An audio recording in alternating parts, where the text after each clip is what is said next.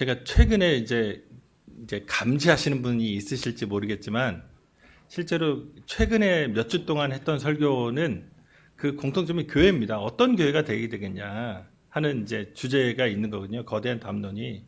그 중에 첫 번째 이제 말씀드렸던 게 교회가 그 가족 공동체다.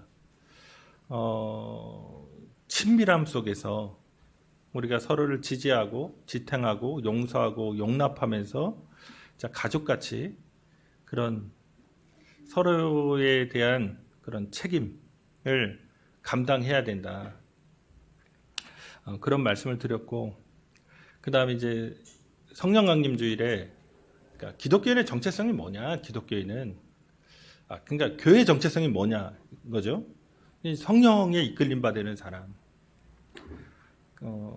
성령의 사람, 누구든지 성령이 너희 안에 없으면 그리스도의 사람이 아니라고 하는 로마서 8장 9절의 말씀을 이제 조금 강하게 말씀드린 적이 있습니다. 그 다음에 이제 그러면 성령이 오셔서 우리가 전도하고 어떤 그리스도인으로서 삶을 살아내야 되는데 주도권이 성령에 있다는 것. 그러니까 사도행전 1장의 말씀을 가지고 오직 성령이 너희에게 임하시면 너희가 권능을 받고 예루살렘과 온 유대와 사마리아 땅끝까지 이르러 내 증인이 되리라 하시니라. 어떤 목사에게 이끌리는 게 아닙니다. 어떤 교파나 어떤 종교 모임에 이끌려서 기독교인으로서 삶을 살아낼 수 있는 게 아니라 성령이 너희에게 임하시면, 그러니까 성령을 따라 살아야 우리가 이 험악한 세상, 사도행전의 세상이 그랬거든요. 120명밖에 없고 뭐 500명밖에 없는 그런 기독교 집단? 그러니까 저번에 말씀드렸듯이 사도 바울이 전체 그 지중해권을 선교한 것 같은데 그 당시 기독교인 전체를 통틀어야 사도 바울 죽을 때, 목 잘려 죽을 때 기독교인 통틀어야 한 1000명? 2000명도 안 될 거예요. 이런 진짜 유아 같은, 진짜 언제 짓밟히면 죽는 거거든요. 그런 기독교인들에게 그럼 어떻게 살아갈 것이냐? 성령이 이끌림 받아요. 성령이 주도할 때 살아갈 수 있다. 그래서 복음이 전파되는 것도 성령이 주관하시는 거죠. 그러니까 이제 성령이 충만해야 된다. 어쩌면 근데 이제 또 이런 게 있습니다. 한국 교회가 그러니까 성령 충만이란 구호가 되게 이제 유행하죠. 한국 교회에. 그러니까 이제 기도회도 하고 뭐 수련회도 하고, 그래서 수련회 기도원 가갖고 성령 충만 안 하자고 하는 교회가 있을까요? 성령 받지 말자고 하는 교회가 있을까요? 근데 이게 진짜 우리의 구호였고, 또 엄청나게 기도하고 뭐 금식도 하면서 뭐 진짜 하나님의 영이 나 자신을 사로잡아서 이 세속에 물든 마음을 변화시켜 주기를 간절히 간구했던, 특히 이제 젊은 시절에는 아마 예배 드리실 때 그런 모임들 많이 하셨을 거 아닙니까? 그런데 오늘날 한국 교회가 그 시대를 지났는데 이게 잘 작동하고 있는가? 이 코로나19의 상황이 저희 종식돼 가고 있지만 그 상황에서 한국교회가 성숙한 모습을 보였는가라는 문제입니다. 거의 뭐 다 성숙하자, 뭐 그리스도 예수의 장성한 분량까지 자라가자 이렇게 말하지만 말씀대로 살아내지 못하는, 복음대로 삶을 살아가지 않는 성도들로, 혹은 뭐 저 자신도 마찬가지고 그런 사람들로 가득한 게 좀 교회 현실 아닌가. 그래서 성령 충만이라고 말하면서 어떤 강렬한 종교적 체험을 갈구하지만 기본적으로 성숙함을 저버렸기 때문에 사람들에게 그렇게 매력적이지 않은 종교, 그냥 어떤 많이 얘기하는 그런 광신에 가깝지 않냐. 새벽부터 일어나서 기도원도 가고 주일 성수한다고 하고 봉사도 한다고 하는데 실제로 맞부딪혀 보면 기독교의 어떤 덕목 하나도 그 사람에게 나오지 않을 때, 그게 인내든 그게 사랑이든 그게 기쁨이든 감사든 어느 하나도 기독교인답지 않은, 기독교인다운 모습이 비춰지지 않을 때 도대체 그 사람은 뭘까요? 그러니까 이제 학원에 열심히 다니는데 성적이 안 올라. 모르겠대. 조선의 왕 외우라고 하니까 모르겠대요. 이게 되게 불편한 거잖아요. 어쩌면 우리가 몇십 년을 교회 다녔다고 하는데 그 그리스도의 성품, 성령의 열매라고 하는 것 중에 하나도 드러나지 않을 때 뭔가 대단한 여기 오류가 이제 있는 거죠. 보통 성숙함을 얘기할 때 성숙함은 자기중심성이냐 아니면은 다른 사람을 배려하냐에서 드러납니다. 이제 많이 하는 비유가 이거예요. 엄마가 이제 생일이 된 겁니다. 엄마가 생일이 됐는데 아들이 둘이 있는데 엄마를 위해서 생일 선물을 자기들 이제 돼지저금통 깨고 해갖고 준비를 했어요. 근데 큰아들은 뭘 사왔냐면 립스틱을 사온 겁니다. 그러니까 엄마가 이걸 바르면 되게 예뻐지겠다. 그리고 엄마가 립스틱 바르는 걸 봤으니까 엄마가 좋아하는 거로 립스틱을 사왔어요. 근데 둘째 아들은 자기가 세상에서 제일 좋아하는 걸 사온 겁니다. 이게 내가 좋으니까 엄마도 좋겠거니. 장난감 사온 거죠. 이게 성숙과 미성숙. 다른 사람을 배려할 수 있느냐, 다른 사람이 좋아하는 거 역지사지로 그 마음을 헤아릴 수 있느냐가 성숙함이라면, 미성숙함은 나밖에 모르는 거죠. 내가 좋으니까 너도 좋을 거다. 이런 생각하는 겁니다.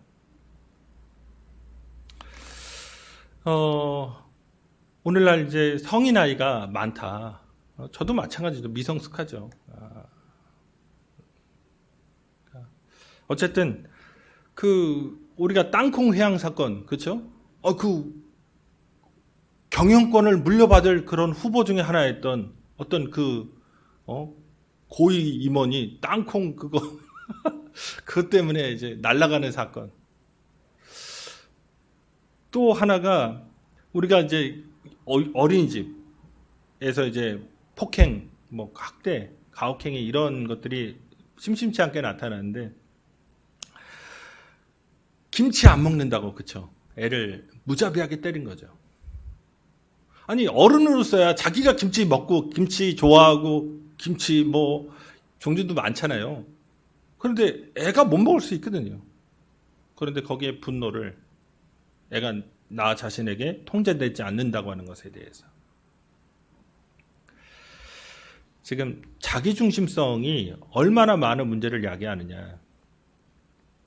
이때 사람들은 보통 최악의 상황이 오면 최악의 반응을 보입니다. 싸움할 때 굳게 싸움을 하시나요? 이제 최악으로 내가 이제 뚜껑 열렸으니까 최악으로 말하는 거죠. 최악의 상황인데 최악으로 이제 치닫는 겁니다. 그러면 더 최악이 되는 거죠. 그러니까 그때 필요한 게 인내거나 그때 필요한 게 용서이거나 어쩌면 최악일 때 그때 필요한 게 침묵이거나 그때 필요한 게 마음의 평안인데, 최악일 때 사람들은 두려워하거나 불안하거나 분노하거나 절망하거나 여러 가지 최악의 반응을 보입니다. 지금 이제 다시 돌아와서 이제 성숙함으로 이제 우리에게 던져진 질문은 이겁니다.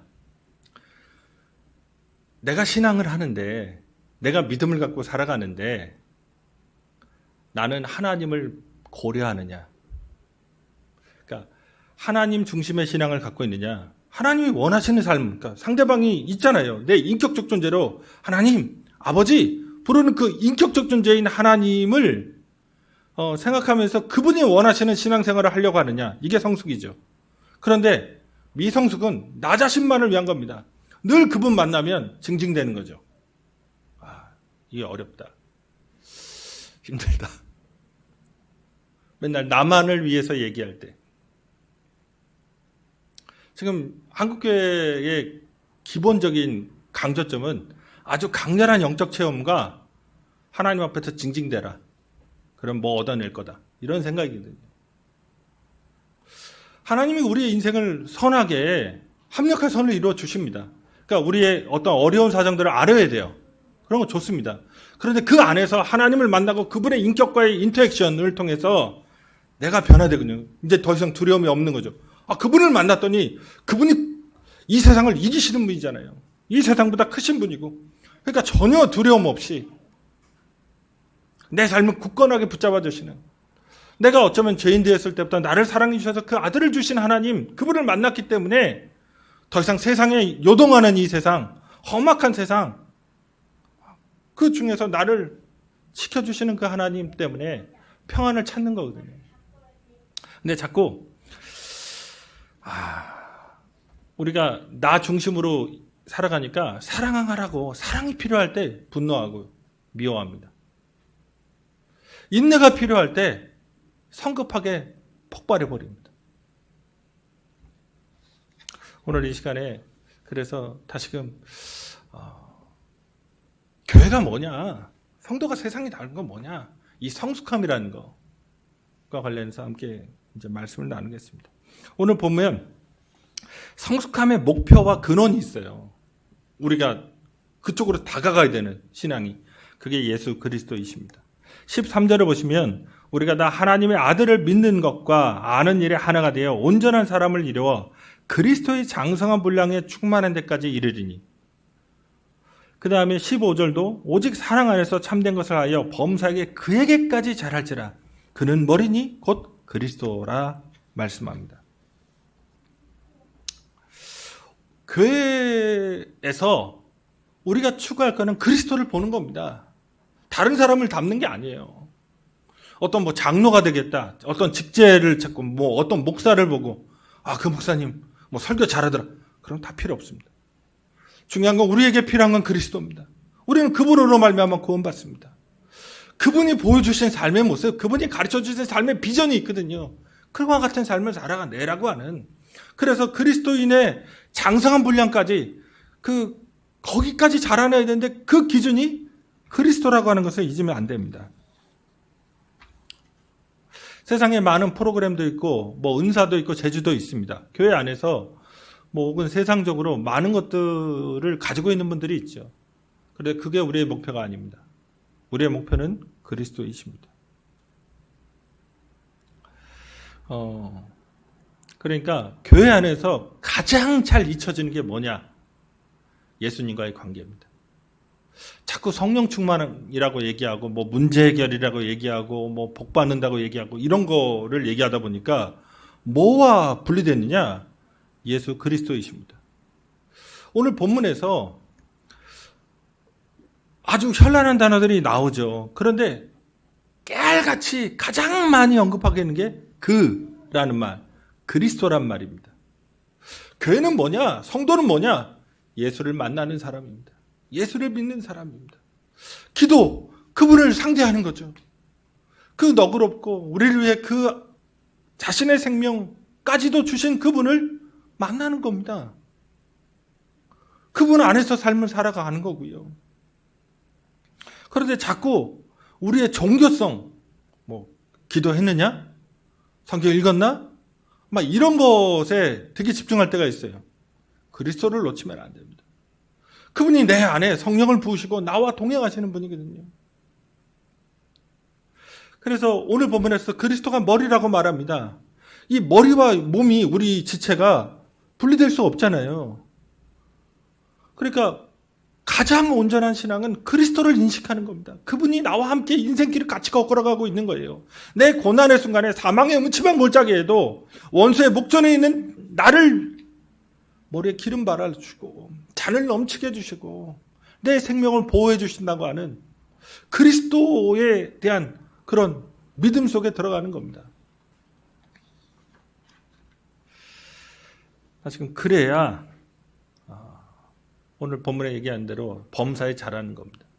16절에서 범사에 그에게까지 잘할지라, 여기서 이 범사란 말이 영어로 하면 every circumstance거든요. circumstance. 그러면 모든 상황이거든요. 실제로는 예수님이 좋은 일만 경험하신 게 아닙니다. 예수님에게 무슨 기적의 순간들, 사람들에게 환호, 갈채를 받았던 순간들만 있는 게 아니라 배척도 받았고 모욕도 받았고 귀신 들렸다고 말했고 심지어 나사렛에서는 절벽에 떨어뜨려 죽이려고 했고 고향 사람들이 못 박아 죽이기도 했잖아요. 인생의 모든 순간에 그분이 보여주신 삶의 모습이 있는 겁니다. 담대했고 경건했고 참 사람을 사랑했고 너그러웠고 여유로웠고 하나님 앞에서 자기를 낮추실 수 있었고,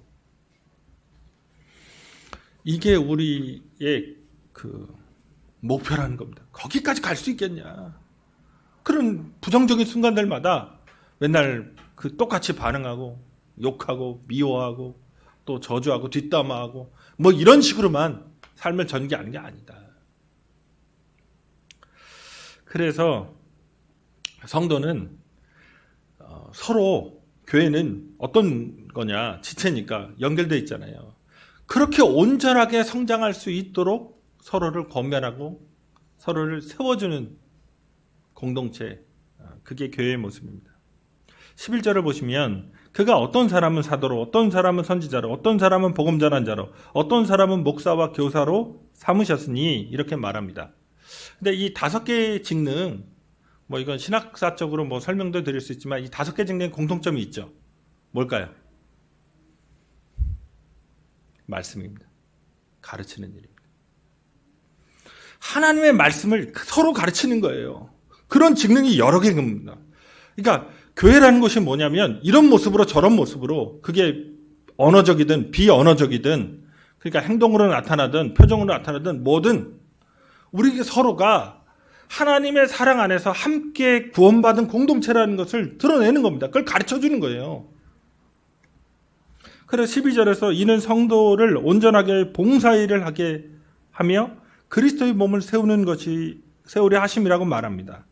그러니까 핵심은 여기서 봉사일을 하는 게 아니라 그 앞에 있어요. 일단 성도를 세우는 겁니다. 사람이 먼저입니다. 그러니까 교회가 어떤 사람을 봉사를 시켜야 된다, 일하게 된다, 그게 문제가 아닙니다. 그 사람을 세우는 일, 그 사람이 소중하다는 것, 그 사람이 하나의 목적이라고 하는 것, 그거를 체험할 수 있는 것, 그래서 서로 사랑하고 섬기는 것, 그게 교회의 모습인 거죠. 교회는 여기에 총력을 다해야 됩니다.